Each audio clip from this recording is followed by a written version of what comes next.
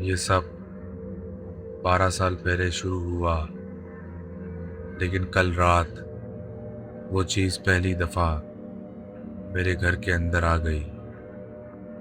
इस कहानी को समझने के लिए हमें वापस जाना होगा समर 2013 में। तब मैं सिर्फ 6 साल का था और पहली दफ़ा क्लब स्काउट्स के साथ समर कैंप गया था।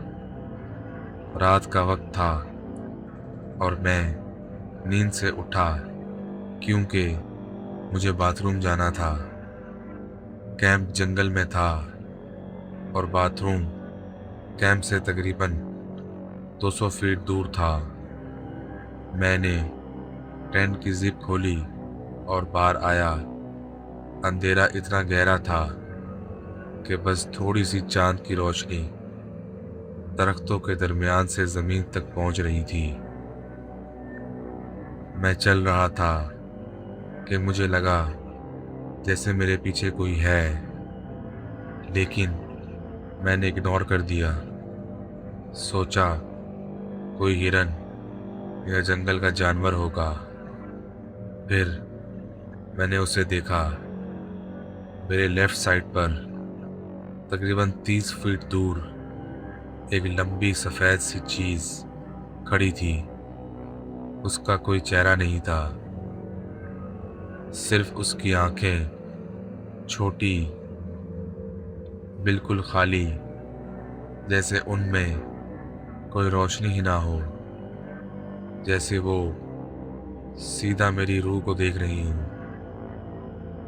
फिर वो भाग गई और मैंने उसे दोबारा नहीं देखा। वक्त गुजरता रहा और मैंने खुद को समझा लिया कि शायद वो मेरी इमेजिनेशन होगी।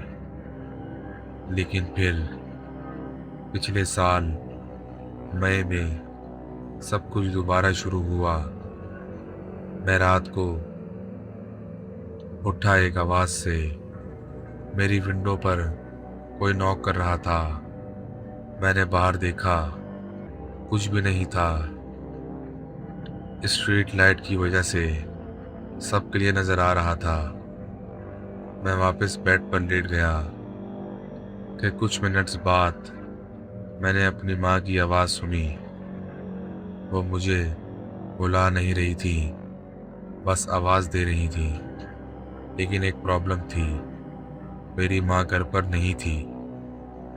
वो 20 मिनट दूर अपनी जॉब पर थी। उस वक्त मुझे पहली दफ़ा असल डर महसूस हुआ, क्योंकि मैं अब तक स्किन वॉकर्स के बारे में पढ़ चुका था। मैं पैनिक कर रहा था बहुत। भागकर पेरेंट्स के रूम में गया और वहाँ सो गया। उसके बाद कुछ नहीं हुआ। फिर आई कल रात। मैं घर पर अकेला था। पेरेंट्स किसी इवेंट के लिए गए हुए थे। मैं अपने रूम में बेड पर लेटा कॉमिक पढ़ रहा था कि अचानक मुझे अपनी विंडो के बाहर कुछ हिला जुलता महसूस हुआ। मैंने बाहर देखा। ये मेरी पहली गलती थी। वो चीज़ घर के पिछले हिस्से की तरफ मूव हो रही थी और मैं उसे फॉलो कर गया। पता नहीं क्यों, शायद क्यूरियोसिटी की वजह से। फिर वो रुक गई। किचन विंडो से तकरीबन 20 फीट दूर था। मैंने ब्लाइंड थोड़ा सा खोला और जो मैंने देखा वो इंसान नहीं था। वो एक अजीब सी डॉग जैसी चीज़ थी, लेकिन उसकी आंखें वही काली खाली आंखें। मेरे मुंह से हल्की सी गैस निकली और उसने मुझे देख लिया। मैं डर के मारे पीछे हटा। वो सीधा मेरे पोर्च पर आ चुकी थी। मैंने सुना वो बैक डोर का नॉब घुमाने की कोशिश कर रही थी। मैं सीधा भागकर ऊपर गया, डैड की शॉटगन उठाई और एटिक में छुप गया।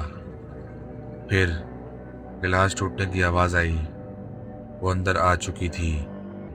मैंने उसे चलते हुए सुना, चारों हाथों पर, धीरे धीरे। पहले लिविंग रूम, फिर सेकंड फ्लोर, और फिर एटिक का डोर टूट गया। वो धीरे धीरे मेरी तरफ आ रही थी, जैसे उसे पता हो मैं यही हूँ और वो मेरे डर का मज़ा ले रही हो। हर लम्हे एक एक कदम मेरे नज़दीक बढ़ रहे थे। मुझे नहीं पता वो कितनी करीब आ गई थी। डर ने सब कुछ धुंधला कर दिया था। फिर मैंने उसे देखा, पहले उसका सर, फिर गर्दन, फिर पूरा जिस्म। वो सीधी खड़ी हो गई अपनी पिछली टांगों पर। उसके हाथ उसकी टांगों से लंबे थे, जिस्म इतना पतला जैसे हफ्तों से भूखा हो। वो बस मुझे देख रही थी, जैसे शिकारी अपने शिकार को देखता है। मैंने बिना सोचे गोली चला दी। वो पीछे हिली, मैंने रीलोड किया और फिर फायर करता गया जब तक कि मेरी सारी गोलियां ख़त्म नहीं हो गई। आखिर वो गिर ही गया, बेजान हो गया। मैं वहाँ बैठा रोता रहा घंटों तक। जब नीचे गया तो पूरा घर उजड़ चुका था।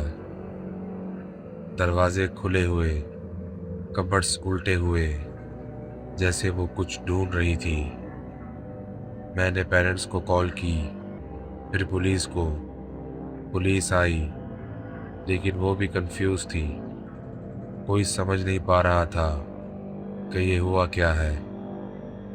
हमने कुछ सामान पैक किया और वहाँ से निकल गए।